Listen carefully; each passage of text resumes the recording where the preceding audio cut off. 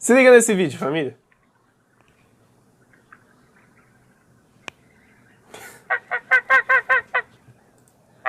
Os dinossauros atuais sentiram um pouquinho de como foi a extinção dos dinossauros no final do Cretáceo.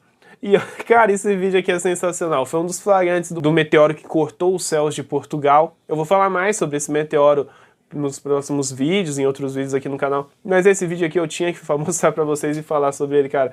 Porque, na moral, isso aqui foi sensacional. Tem até uma arte que o paleoartista Torro fez, que, cara, ficou incrível. Ele botou 2 espinossaurídeos olhando o meteoro, comparando, né, com esse vídeo. Mostrar que, cara, ficou incrível, cara. Isso aqui foi fascinante. Eu vou falar mais sobre o meteoro e mostrar outros vídeos mais pra frente, beleza?